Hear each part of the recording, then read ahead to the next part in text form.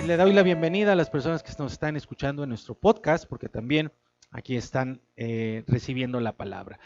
Pues miren, les comento algo. Yo tenía la esperanza de que este año pudiera enseñarles algo sobre la verdadera Navidad. Y pues por todo este tema de la pandemia ya no se pudo.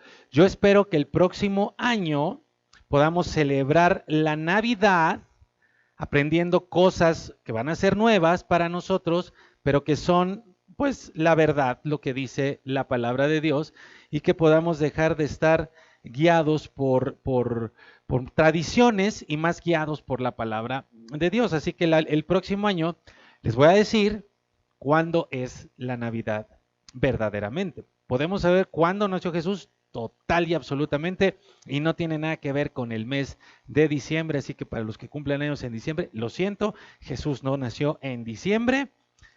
¿Alguien sabe por acá cuándo nació Jesús? ¿Marzo, abril?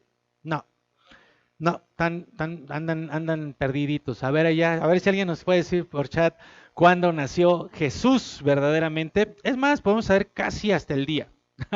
Van a ver, entonces espero que el próximo año podamos recibir toda esta enseñanza. Por ahora, pues creo que nos hace mucha falta el espíritu navideño, ¿no? O sea, después de todo este año, caray, ¿para qué vengo aquí a tirar la idea de que de Navidad no se festeja en diciembre, ¿no? Nos hace falta ese espíritu. A ver, díganme de qué se compone el espíritu navideño. Amor, paz. Paz ya dijeron allá. ¿Cuál? Gozo, fe, esperanza. La que más yo pensé en estos días fue esperanza. No sé por qué pensé en esperancita tanto. No, en la esperanza que trae el espíritu navideño, el espíritu de Dios. El espíritu navideño es el espíritu de Dios, no es el espíritu de las compras ni de los endeudamientos con tarjeta de crédito, ¿verdad? Es un espíritu diabólico.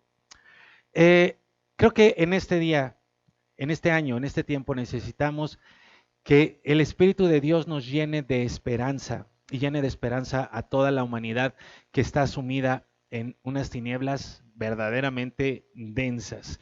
Miren lo que dice Isaías 8:22. Yo no sé si ustedes sepan, pero Isaías 8 está antes de Isaías 9. ¿Sí lo sabían eso? Pero es que resulta que esta revelación que les estoy dando es porque Isaías 9 es una profecía del nacimiento de Jesús. Así que este texto de Isaías 8 refiere al tiempo del nacimiento de Jesús. Y miren cómo dice el profeta, dice, y mirarán a la tierra, y aquí tribulación y tinieblas, oscuridad y angustia, y serán sumidos en las tinieblas. Ve nada más qué pertinentes, qué oportunas, qué actuales, tristemente, son estas palabras escritas hace casi 3000 años por el profeta Isaías. Miren la tierra, es lo que hacemos. Si vemos la tierra, ¿qué vemos? Tribulación, tinieblas, oscuridad, angustia. La humanidad entera está sumida en las tinieblas. ¿Describían lo que iba a pasar en tiempos de Jesús, antes de que naciera? Y describen perfectamente los tiempos en los cuales vivimos también nosotros hoy.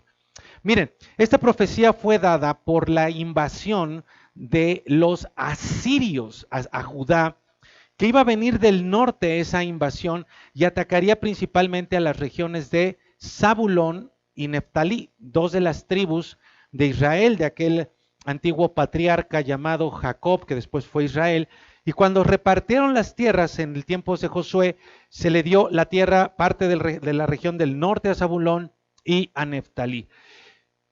Sucedió, efectivamente, Asiria invadió estas regiones que también estaban cercanas al mar de Galilea y fueron las más devastadas por Asiria. De hecho, por ahí entraron por la región de Neftalí, entraron por la región de Zabulón y fueron las primeras que arrasaron y las primeras que quedaron en el olvido total. Por eso se destaca la promesa del capítulo 9, que es cuando habla de la Navidad.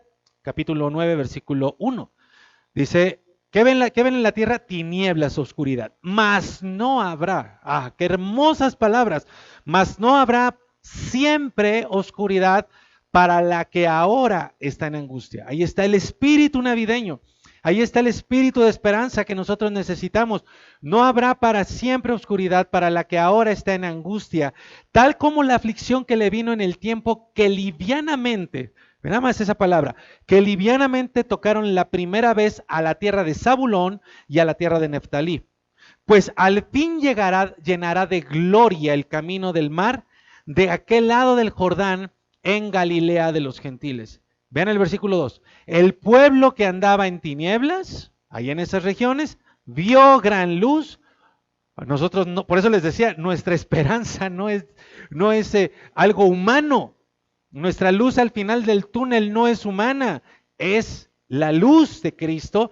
Los que moran en tierra de sombra de muerte, luz resplandeció sobre ellos, y nosotros no tenemos que esperar a que salga una cura, porque esa luz es Cristo. Cristo es nuestra medicina, es nuestro médico, es nuestra salvación, es nuestra seguridad, es nuestro todo.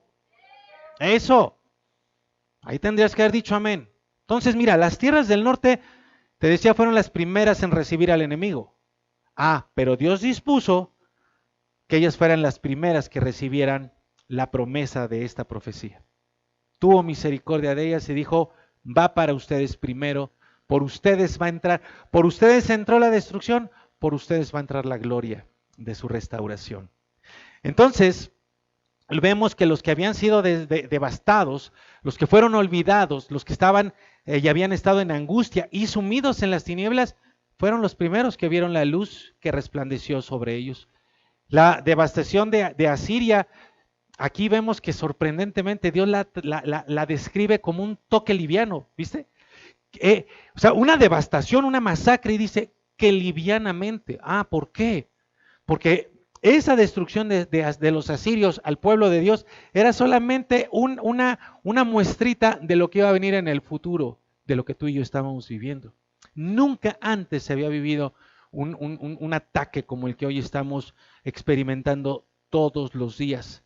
Efectivamente, mis queridos amigos, ustedes y yo hemos visto cómo la oscuridad ha sumido a esta humanidad, y ahora podemos decir con toda seguridad, los que están en angustia, ¿sí?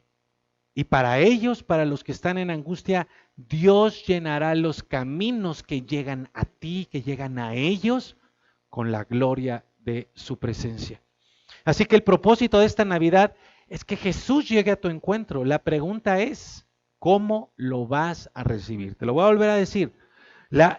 Esta Navidad, el propósito de esta Navidad es que Jesucristo llegue a tu encuentro.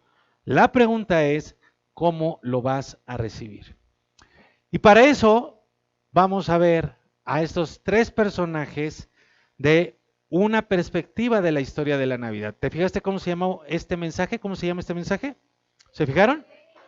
A ver, vamos a decirlo todos. El rey, los religiosos y los sabios.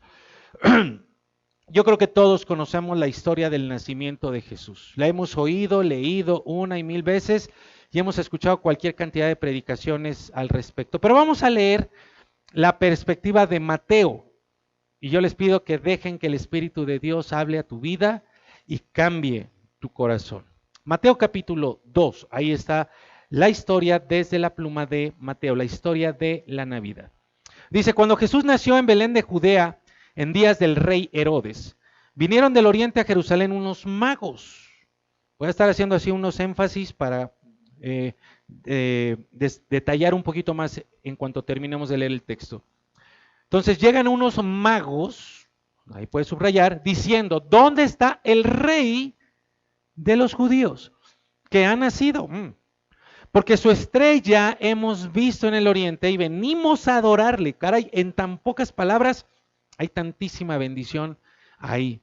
Oyendo esto, el rey Herodes se turbó y toda Jerusalén con él. Y convocados, ¿quiénes? Los principales sacerdotes y los escribas del pueblo. ¿Quién los convocó? ¿Quién? Herodes. Chequen eso, Herodes los convocó, les preguntó dónde había de nacer el Cristo. Ellos le dijeron, no sabemos. No sabemos, no tenemos idea. Claro que no. Le dijeron de inmediato en Belén de Judea, porque así está escrito por el profeta. Y le recitan la profecía. Y tú, Belén, de la tierra de Judá, no eres la más pequeña entre los príncipes de Judá, porque de ti saldrá un guiador que apacentará a mi pueblo Israel. Entonces Herodes, llamando en secreto a los magos, indagó de ellos diligentemente el tiempo de la aparición de la estrella. Y enviándolos a Belén, dijo, vayan allá y averigüen con diligencia acerca del niño. Y cuando lo hallen, háganmelo saber para que yo también vaya y le adore. Ajá. Ellos, habiendo oído al rey, se fueron, y aquí la estrella que habían visto en el oriente iba delante de ellos hasta que llegando se detuvo donde estaba el niño, y al ver la estrella se regocijaron con muy grande gozo. Y al entrar en la casa vieron al niño con su madre María, y postrándose le adoraron, y abriendo sus tesoros le ofrecieron presentes, oro, incienso y mirra. Pero siendo avisados por revelación en sueños que no volviesen a Herodes, regresaron por otro camino. Entonces, en este relato del nacimiento de Jesús, tenemos a esos tres personajes. Tenemos a el rey, a un rey, tenemos a un grupo de religiosos y tenemos a los sabios. Todos ellos son igual de importantes. No hay un protagonista que resalte porque todos son muy importantes, porque todos juegan un papel muy importante en la historia de la Navidad. Vamos a ver uno por uno rápidamente algunas características, porque acuérdate de la pregunta que te hice, ¿cómo vas a recibir tú a Jesús cuando salga a tu encuentro? La humanidad está en tinieblas, pero luz resplandeció, mas no habrá para siempre oscuridad. Porque la gloria de Dios llenará el camino hacia ti. Él va a salir. Él va a llegar a tu vida. Él te va a salir a tu encuentro en medio de toda esta oscuridad. Pero ¿cómo lo vas a recibir tú? Vamos a ver cómo lo recibió el rey Herodes. Sabemos su nombre y su sobrenombre. ¿Se acuerdan de su sobrenombre? Herodes. No. Herodes, digan fuerte, el Grande. Muy bien, Cristo, palomita para Cristo, por favor. Herodes el Grande, nombre y sobrenombre. ¿Por qué lo llamaron el Grande? ¿Por altote? No. En realidad fue un gran gobernante, Herodes. Seguramente tú le hubieras criticado algunas cosas, pero le hubieras aplaudido muchas otras. Fue un gran gobernante, pero también tuvo otra característica. Imponía su voluntad a través de impuestos muy altos, que ese todavía era medio soportable, pero el otro era una crueldad horrible. A pesar de la crueldad, este hombre era muy admirado, aunque tú no lo creas. Era admirado incluso por los judíos. Era respetado por todos y tenido en muy alta estima incluso por el emperador y por varios otros emperadores. El emperador de ese momento era el emperador Augusto. Ajá. Pero otros grandes gobernadores también de Roma también lo respetaban y lo tenían como por un gran gobernante. La población en general, romana, griega y judía, también le reconocían sus logros. Y esto era porque él fue un gran constructor.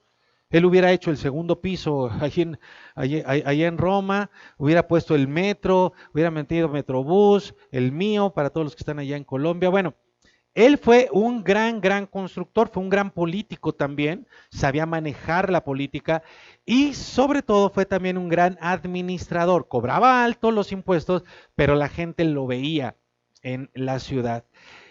Tanto fue así que Herodes el Grande enfrentó algunas hambrunas en su región y la gente ni la sintió porque él supo administrar bien toda la riqueza que venía a su gobierno.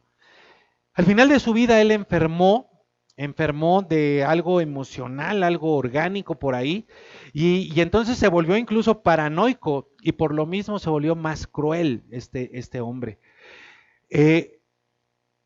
En algunos años de su reinado él empezó a mandar a matar a varios de sus colaboradores de su gabinete porque creía que lo estaban traicionando, que se estaban sublevando.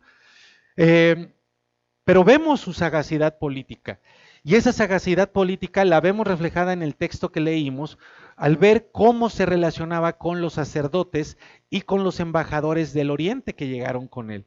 Por ejemplo, cuando vemos que convoca a los sacerdotes, ellos no se niegan.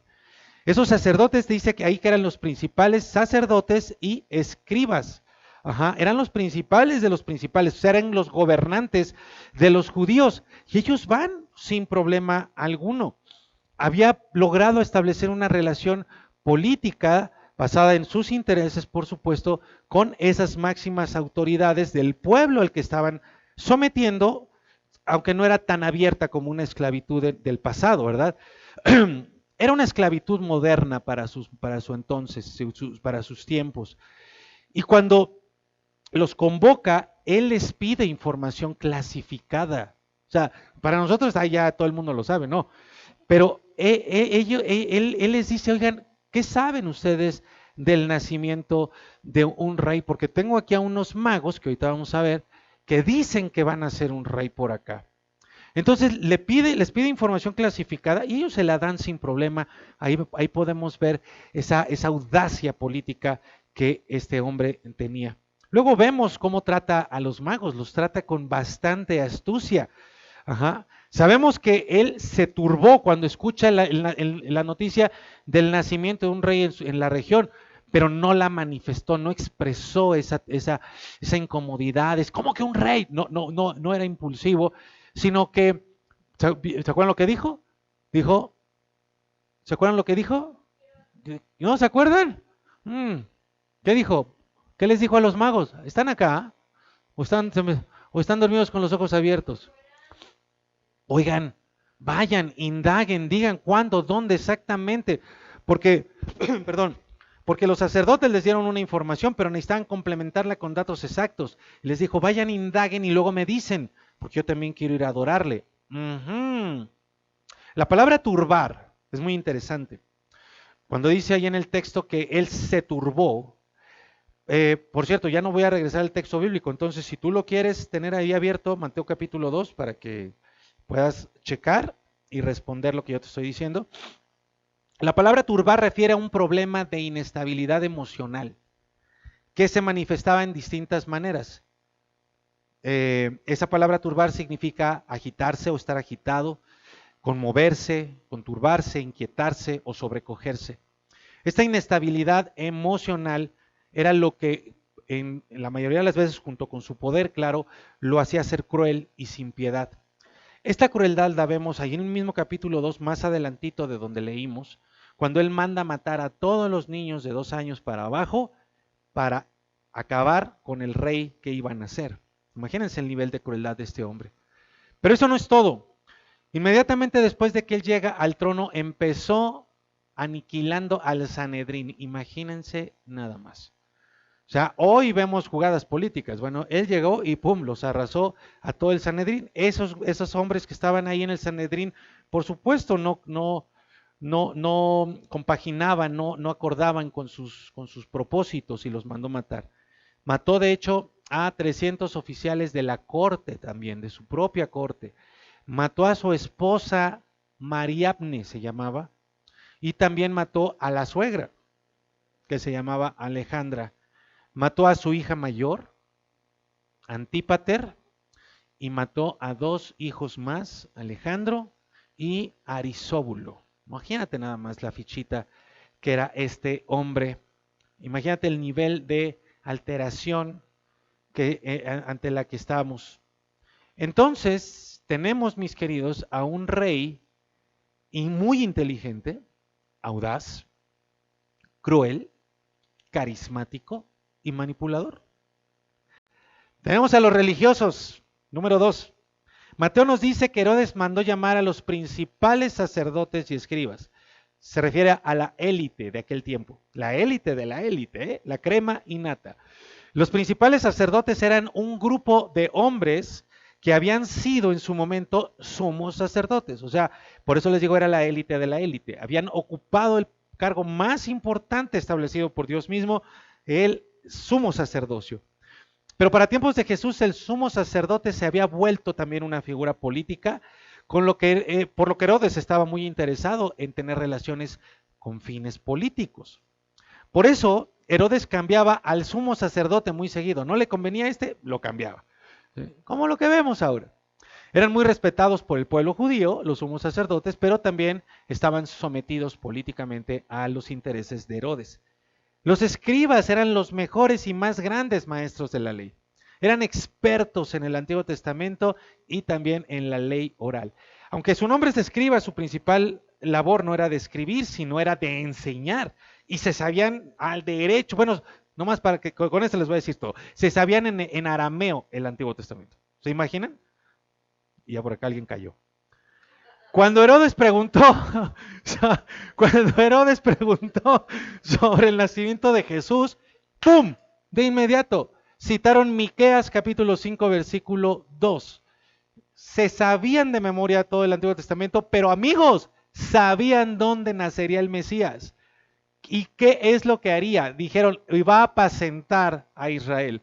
En otras palabras, tenían la información correcta, pero simplemente no estaban interesados en ella. Eran como un letrero.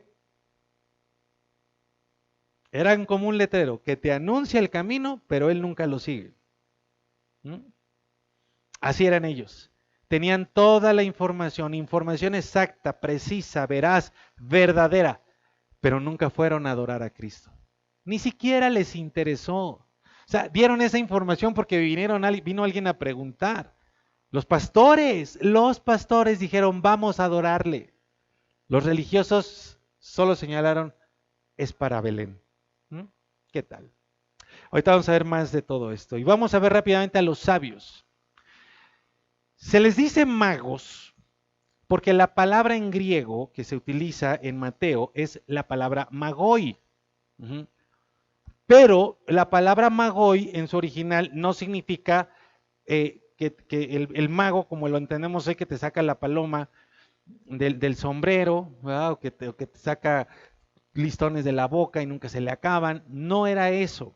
Entonces no tenemos que confundirnos. Ya fue casi una cosa llevó a la otra porque tenemos en el español la palabra mago. Pero realmente la palabra magoi en el original traduce más a científicos. Y científicos del Oriente, por supuesto. Más propiamente astrólogos. Perdón, astrónomos. No astrólogos, astrónomos.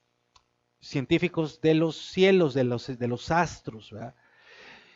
Y cuando llegaron a donde estaba Jesús, para que ustedes tengan el dato, no fue la noche del nacimiento de Jesús. ¿Okay? Lo más probable es que haya sido entre 6 y 8 meses después del nacimiento de Jesús. ¿Cómo supieron del nacimiento de un rey y que era el rey de los judíos? Aquí se acordarán de algunos de los mensajes que tuvimos en este año sobre Daniel, cuando el pueblo hebreo estuvo cautivo en Babilonia. Babilonia está al oriente precisamente. Y nosotros ahí recordamos que los israelitas fueron vencidos por los babilonios y llevados cautivos a Babilonia. El libro de Daniel nos deja saber cómo estando cautivo el pueblo judío en Babilonia, los judíos influenciaron maravillosamente a los babilonios, incluyendo al rey Nabucodonosor, ¿se acuerdan? El libro de Daniel nos deja saber cómo sucedía todo esto. Fue tan fuerte su influencia, la influencia de esos judíos en una ciudad y en una sociedad totalmente idólatra, que se quedó en ellos las palabras de las profecías que referían al nacimiento de un rey y permanecieron. O sea, quiero que entiendas esto, amigo. Personas en Babilonia se convirtieron a Jesucristo por la palabra y el testimonio de hombres como Daniel, como Abednego, como Sadrach, como Mesac. Que impactaron incluso al rey de Babilonia y tuvo que reconocer al Dios de los judíos, al Dios de los hebreos. Entonces, esas enseñanzas quedaron en los pueblos, en muchos del pueblo babilonio, y no solamente quedó en muchos, sino que perduró por siglos. Imagínense qué impacto.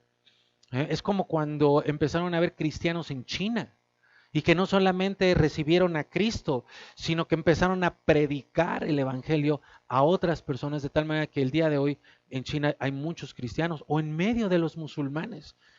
Yo me acuerdo mucho de una persona que fue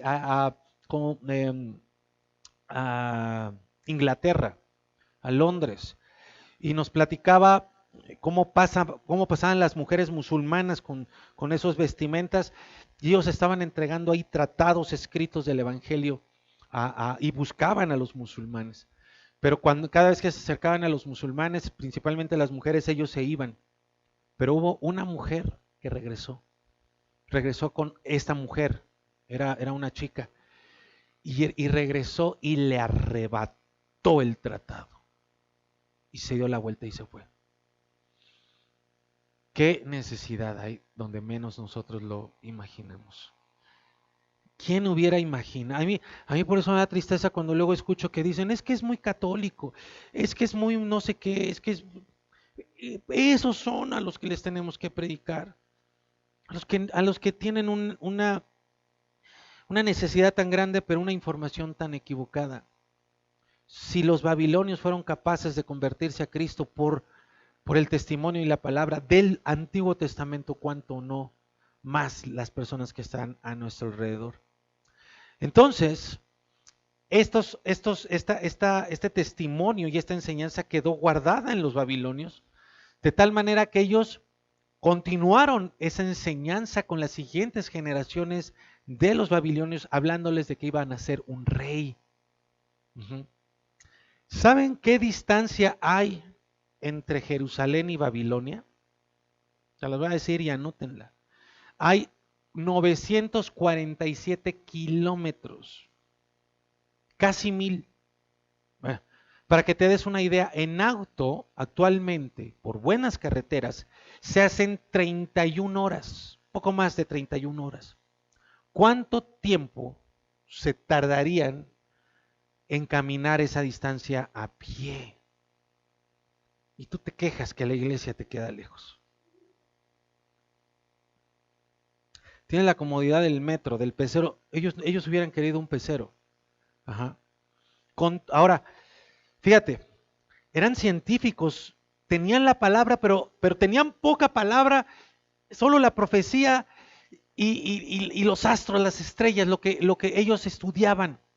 Bueno, no les fue suficiente toda su ciencia para dar con el punto exacto del nacimiento de Jesús, porque en vez de llegar a Belén, llegaron a Jerusalén. Uh-huh. Fallaron ahí por un pedazo, ¿no? O sea, el Google Maps de aquel entonces, ahí cuando te dice ubicación exacta, falló por unos 200 kilómetros, ¿no? Pero llegaron finalmente, ya estaban por ahí cerca, entonces llegaron y dijeron, oigan, si nosotros que vivimos a 1000 kilómetros de acá, estamos emocionados por el nacimiento de un rey, aquí en Jerusalén debe ser la algarabía, deben de estar ya todos bien emocionados. ¿Y qué creen?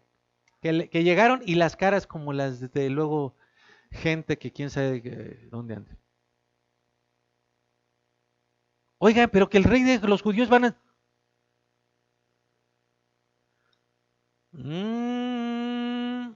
Bueno, mira, este dato curioso que te acabo de dar, de que tenían que llegar a Jerusalén, perdón, a Belén, pero llegaron a Jerusalén, fue la razón por la que fueron con Herodes.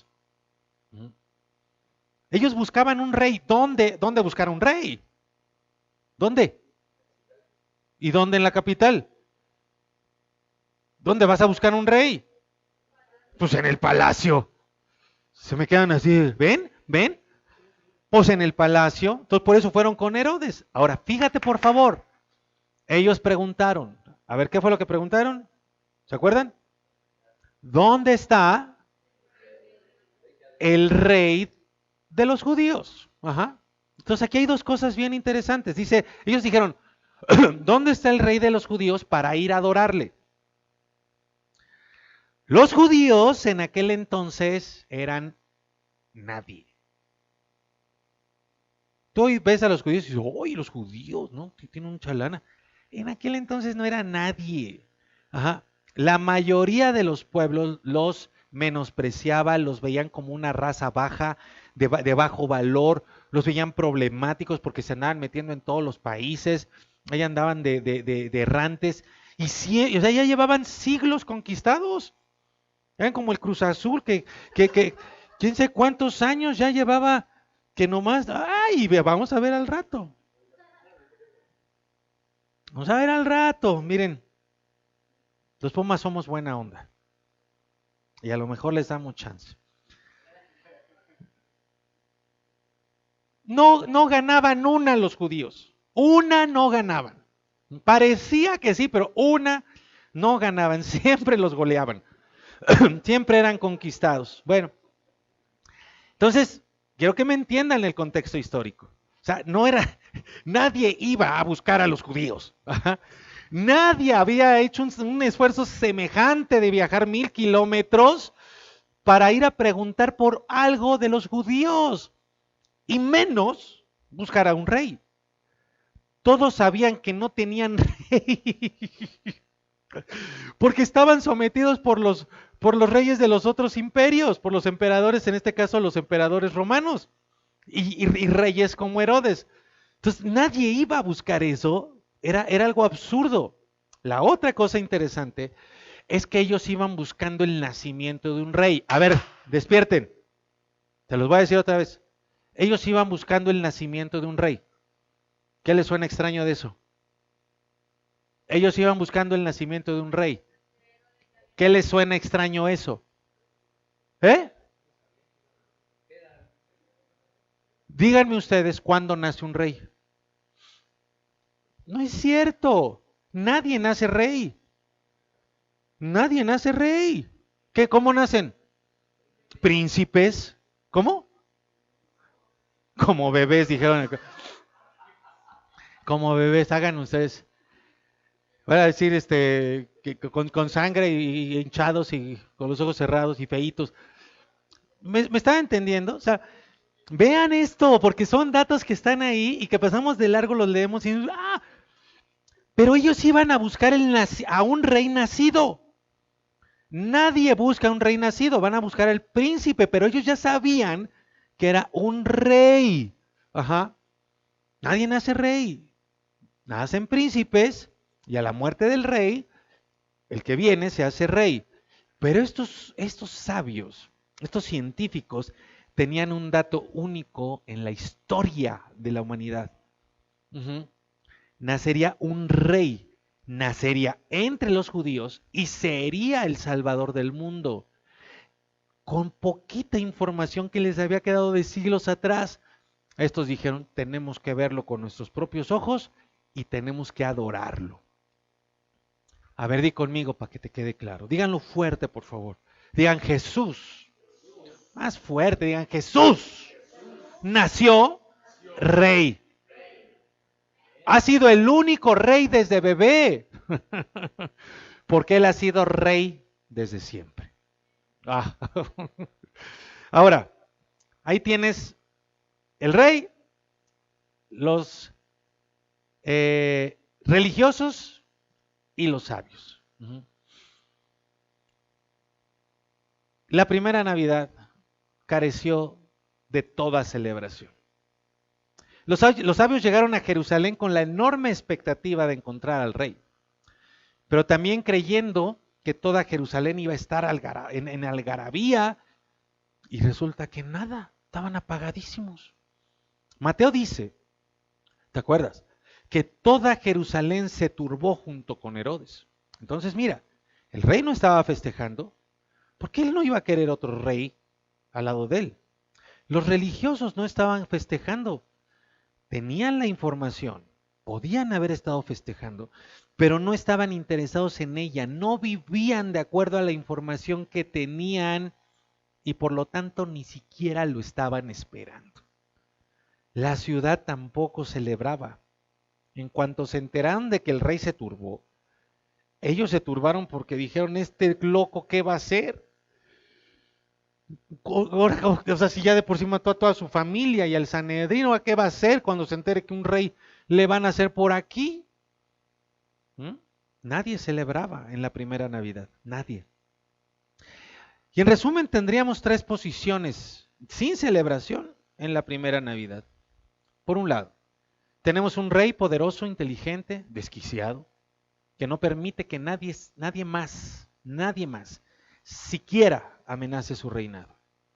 No está dispuesto a quitarse del trono, pelea, manipula, es cruel y por supuesto vive en una constante inestabilidad mental y emocional que no lo deja tranquilo, sometido y guiado por lo que piensa y por lo que siente.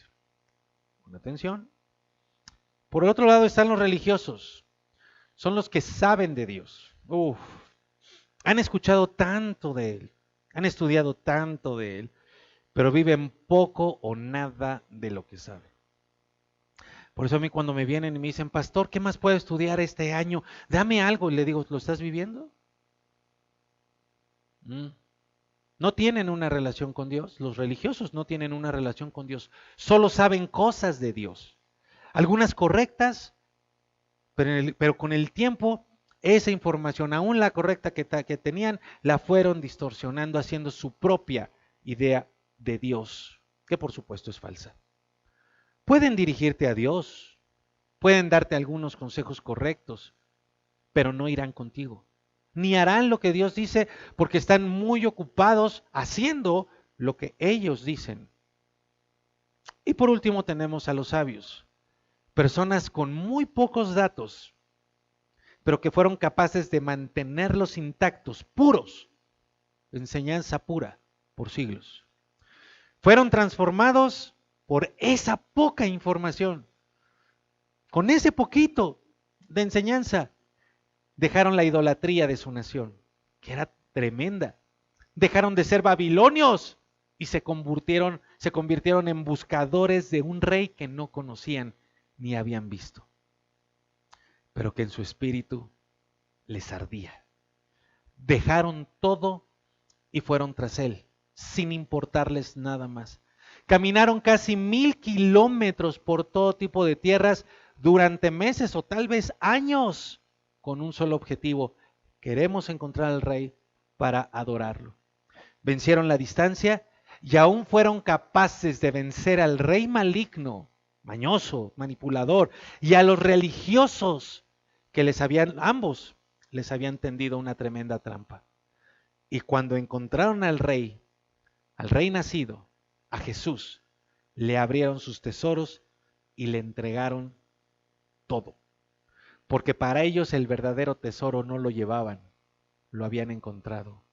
El verdadero tesoro no era el oro, era Jesús. ¡Qué historia! A mí me impresiona la tremenda actualidad que tiene la palabra de Dios, como les decía al principio, y el hecho que partió la historia en dos, que es la Navidad. Tiene una pertinencia y tiene una actualidad impresionantes. Hay pueblos enteros que siguen estando en tinieblas, que viven en angustia, que viven en dolor, que viven en violencia y en todo tipo de mal. Seguimos necesitando que la gloria de la luz de Cristo resplandezca hoy más que nunca. Pero déjame decirte, amigo, hermano, donde quiera que estés, actualmente hay demasiados reyes, demasiados Herodes grandes, caminando por las calles de nuestras ciudades. Son personas que no están dispuestas a quitarse del trono. Pelean, van a manipular, en muchas ocasiones van a ser crueles y son orgullosos. Crueles por no perder el control. Orgullosos para no ceder el poder que según ellos tienen. Mucho poder, poca estabilidad en sus vidas. No viven en paz, tienen miedo, están enojados, viven angustiados, pero como son tan orgullosos, no están dispuestos a reconocer sus debilidades. Viven de acuerdo a sus emociones, viven sometidos a sus pensamientos, vacíos todos ellos, llenos de ideas mentirosas la mayoría de las veces. Te pregunto, ¿qué tanto hay del rey en ti? ¿Y los religiosos? A ver, les pregunto acá, del ala derecha, izquierda para ustedes. ¿Qué creen que haya más actualmente? ¿Reyes o religiosos? acá. ¿Qué creen que haya más actualmente, reyes o religiosos? Dicen, no se puede combinación. A ver, vamos a ver qué dicen después de esto. En la actualidad, tengo que meterle casi cada persona, ojo con esto, en la actualidad, casi cada persona es en sí misma una religión diferente. Cada persona creyendo a Dios a su manera. Los que conocen la palabra de Dios la editan. Andan como con la flor. Me gusta, no me gusta, me quiere, no me quiere, me gusta, no me gusta. Andan deshojando la palabra de Dios con versículos. Les quitan los que no les gustan, les dejan los que sí les vienen y les acomodan. Editan la palabra de Dios. Antes hubo un rey que quiso matar al Hijo de Dios. Ahí lo tenemos, Herodes. Antes hubo un puñado de religiosos que no estaban interesados en Jesús y una caravana.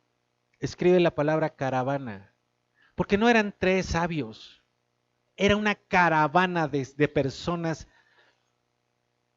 totalmente dispuestos a recorrer la distancia que sea para llegar con el rey que no conocían, enfrentar todos los riesgos con tal de llegar al Rey de Reyes y arrodillarse. Te repito, antes hubo un rey, antes hubo un puñado de religiosos y hubo una caravana de sabios. Hoy, ¿qué hay? Hoy hay caravanas de reyes queriendo matar al Rey de Reyes. Puñados y puñados de millones de religiosos a quienes no les interesa Dios, sino les interesa su propia religión. Y muy pocos sabios dispuestos a recorrer las distancias, a darlo todo, a enfrentar riesgos, enemigos, mentiras, con tal de encontrarse con el Rey de Reyes. Amigos, ¿sabes por qué? ¿Saben por qué el mundo está como está? ¿Saben por qué las tinieblas están cubriendo la tierra como nunca antes? Por lo que te acabo de decir. Porque hay cantidad enorme de reyes gobernando sus propias vidas, con sus propios reinitos individuales en sus casas, todos haciendo su propia voluntad, todos gobernándose a sí mismo y no están dispuestos a quitarse de ese trono. Y porque hay millones y millones de religiosos desinteresados en Dios, ególatras, adorándose a sí mismo. Aún en las filas de los templos cristianos, hay personas que ponen su opinión, su voluntad, su deseo, sus miedos, sus angustias, sus orgullos, sus soberbias por encima de la palabra de Dios. Y dicen, estoy de acuerdo, esta información es correcta, pero yo no la voy a hacer. Yo no la voy a cumplir por esto. Siempre tienen razones suficientes para no hacer lo que dice la palabra de Dios. Lo que hemos vivido en este año no es fortuito, no es gratuito. Así como llegó el juicio para el pueblo de Dios por medio de los asirios, así estamos viviendo el juicio de Dios por medio de todo lo que está pasando. Pero como lo he dicho en otros momentos, no es un juicio condenatorio, es un juicio para arrepentimiento.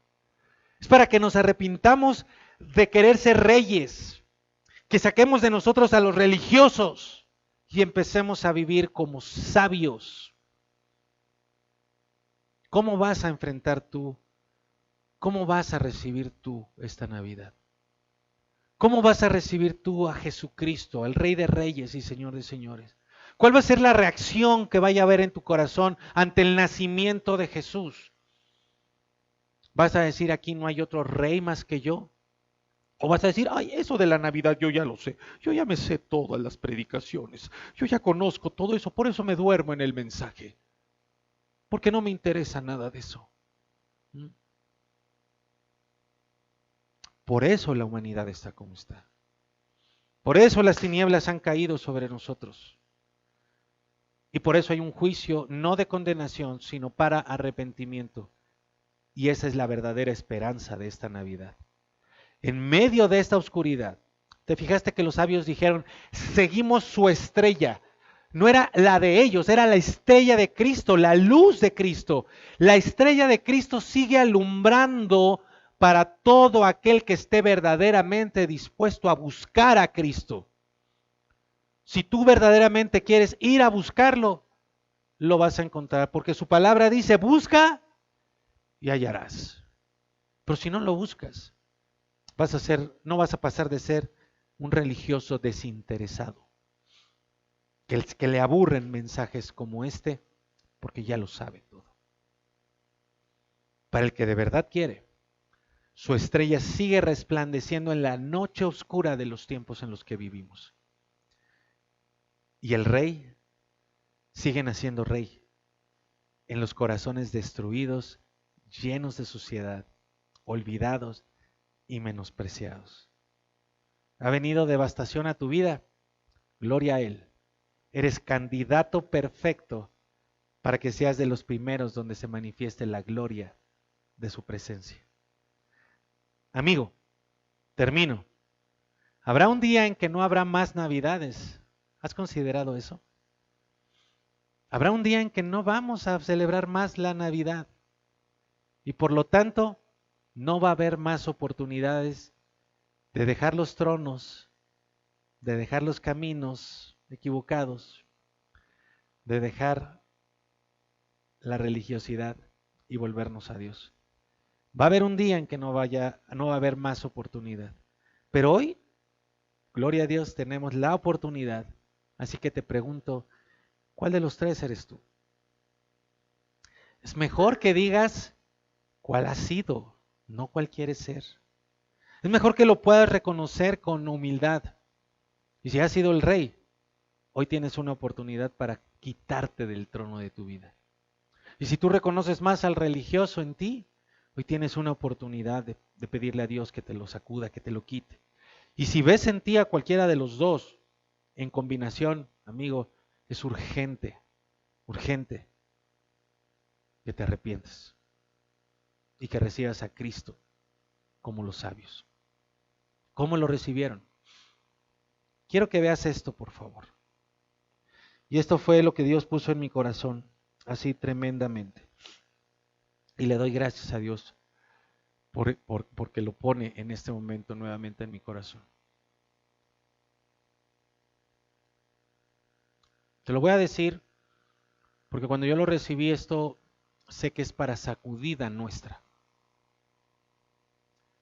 Espero que te sacuda.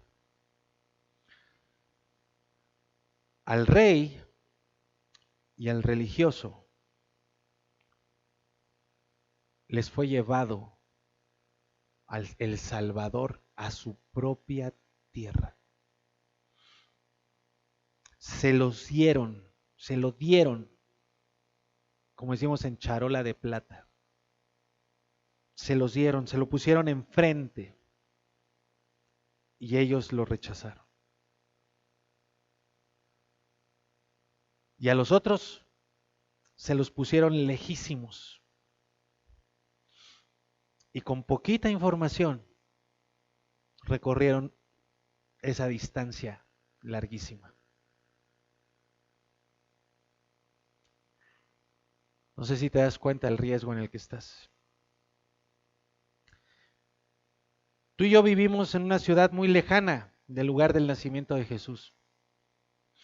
Pero la tecnología te ha acercado tanto que tal vez hoy ni siquiera seas capaz de vestirte bien para recibir el mensaje de la palabra.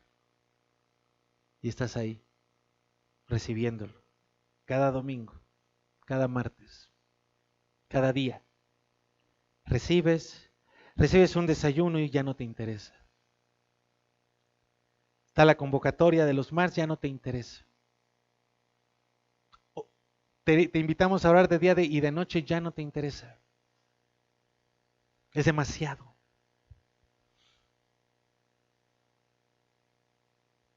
¿Quién eres tú? ten cuidado. Porque aunque la palabra de Dios te sea servida en tu propia cama, de todas maneras tú tienes que estar dispuesto siempre a recorrer cualquier distancia, a hacer lo que sea que Dios te diga para encontrarte con tu Salvador. ¿Quién eres tú? Descúbrelo en esta Navidad y ojalá elijas ser la persona correcta en esta Navidad. Cierra tus ojos, por favor.